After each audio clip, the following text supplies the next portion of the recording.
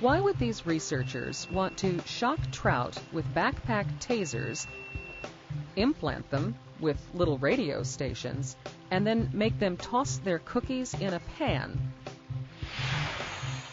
It's all part of a large experiment at Hinkle Creek in the Cascade Foothills, just east of Sutherland, Oregon, where scientists are inquiring into a complex puzzle that could affect the way we manage Oregon's forests.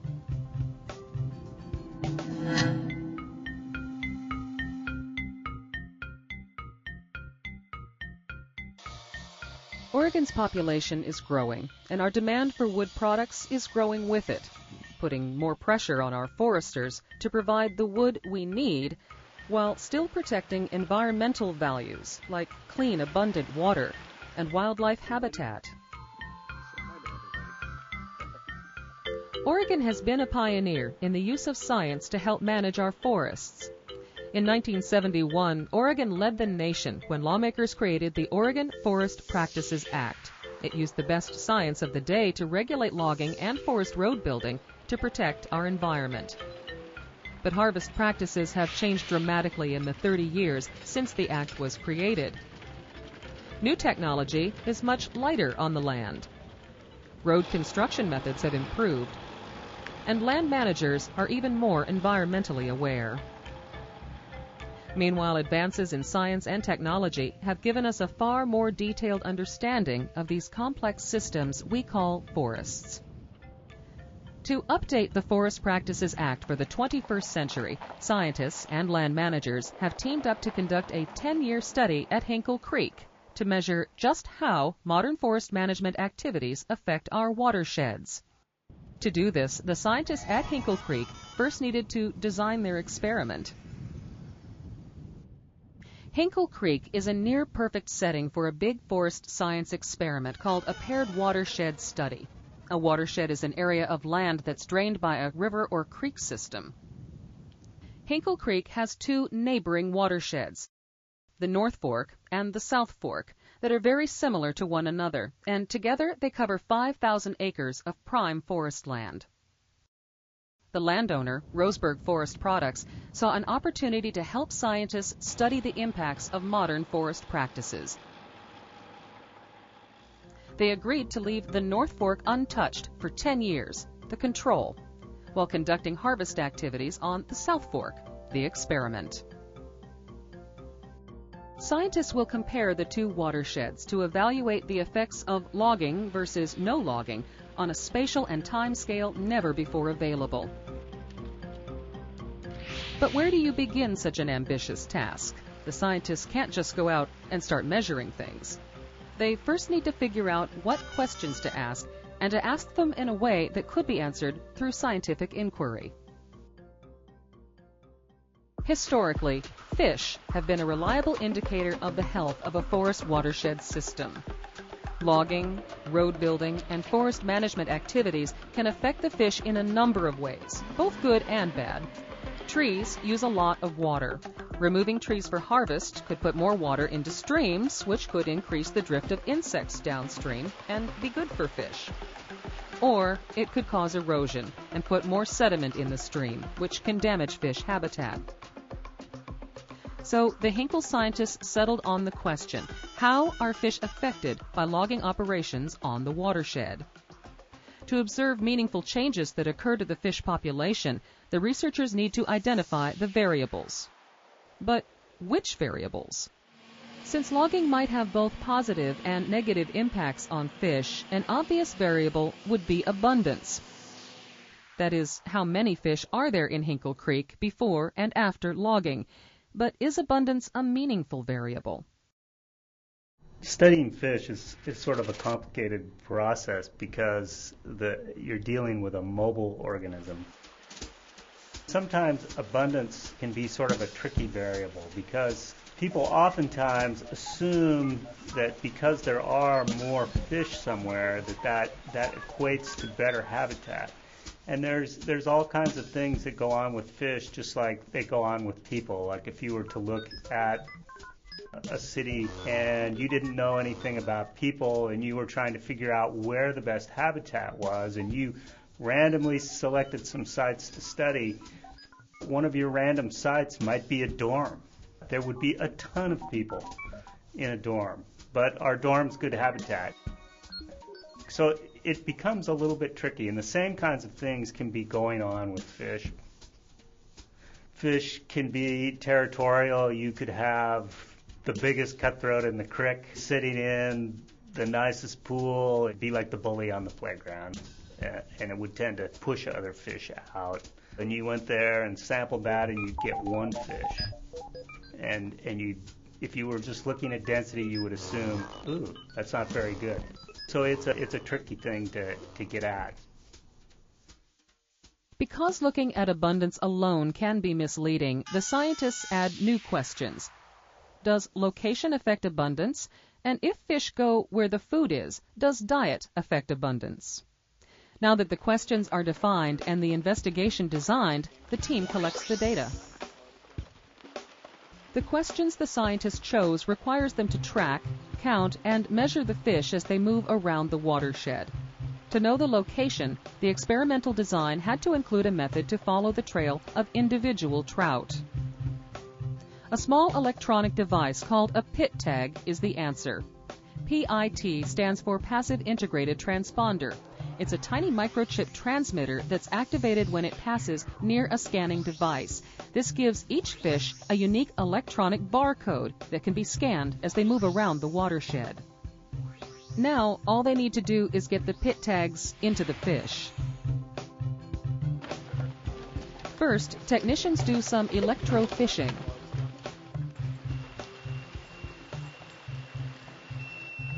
These Ghostbuster backpacks generate electricity which temporarily stuns the fish, making them easy to net.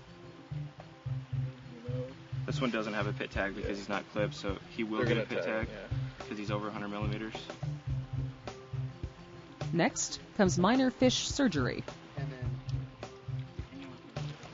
In a quick and painless procedure, the small pit tags are inserted into the abdomen of each fish. It's a really small incision. It's about 2 millimeters long, and it looks pretty rough, but it doesn't seem to hurt them at all. They're a lot tougher than we are. This is also a chance to collect data on size, so the fish are measured, weighed, 192, and released back into the stream. Meanwhile, electronic gate readers are installed at numerous locations in the watershed. These radio antennas are stretched across the stream and are hooked to sensitive electronic counters. When a tagged fish swims through a gate reader, a mild electronic field around the antenna causes a fish's pit tag to broadcast its information to the data recorder, much like scanning items at a supermarket checkout. When those fish swim through one of our antennas, we know that that's Joe or Jill or whoever. And we have these antennas set up all over the watershed, one at the downstream end of each watershed and then one at the mouth of each fish-bearing tributary, so that we can tell who goes in between these areas of the stream. Technicians also use mobile antennas to track fish after they've moved through the gate readers to know precisely where they're hanging out. Knowing where the fish are going gives valuable information about potential effects of logging activities. It allows us to see, without really harassing the fish, whether they are selecting different kinds of habitat. Like if you have an acute response, like say logging happened and it changed something in one of those tributaries and all those fish said, whoa, this place is not good anymore, and they left. Or if it made it really good and all the fish down in the main stem said, geez, there's a whole bunch of bugs coming out of that trib, and they all move in there. Well, the gate reader is what would tell us that happened, and it would tell us exactly when it happened. To investigate the relationship between location and diet, the scientists also need to know what the fish were eating.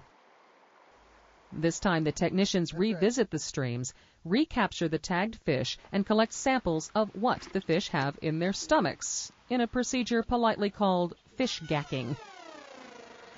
Basically making the fish throw up their last meal for analysis in the laboratory. Looks like half of a millipede. Cool. So let's review the process. The initial question of how are fish affected by logging operations generated a list of additional questions to investigate, variables to test, and data to collect. The next step is displaying and analyzing the data.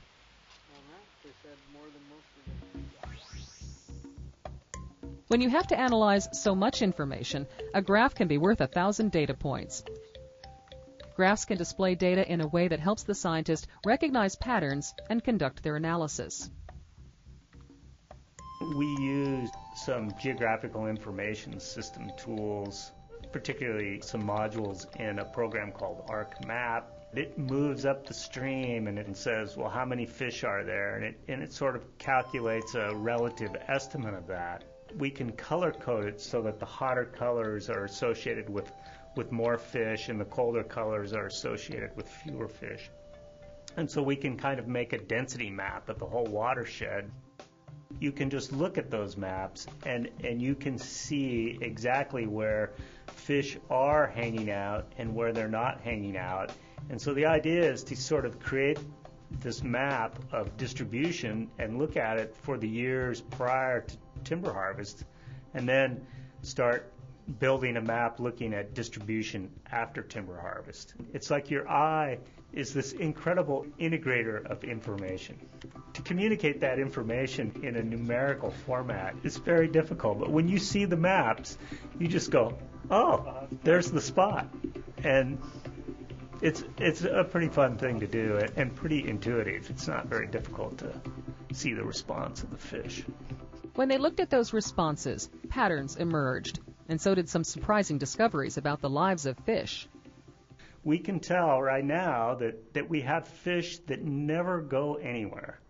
Basically, that they emerge from the gravel and they find a little rock and they live under that rock pretty much for their whole life.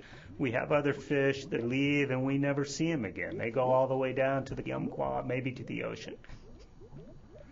It appears that they're a lot like people in a way, in that they have personality types. There's people who are risk takers. They'll go someplace they've never been at the drop of a hat.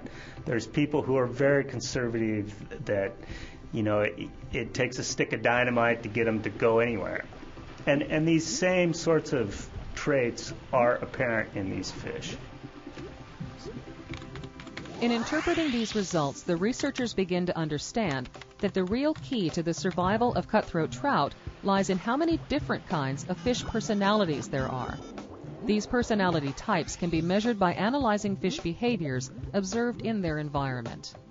We see all of these different behaviors, and as scientists, we think that it's important that these behaviors persist through time. The trout develop these diverse behaviors over time, enduring things like ice ages,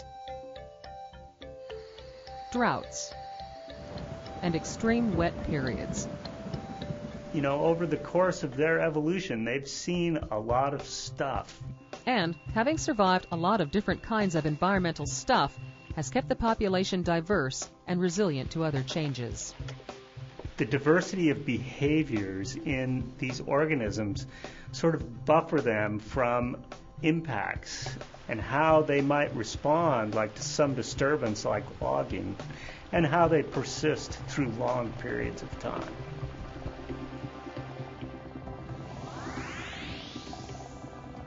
So the question of how logging affects fish became an inquiry into abundance, size, and distribution of fish in Hinkle Creek. But that in turn evolved into a much broader and perhaps more interesting question about the trout's ability to persist through time. But that's the nature of good scientific inquiry.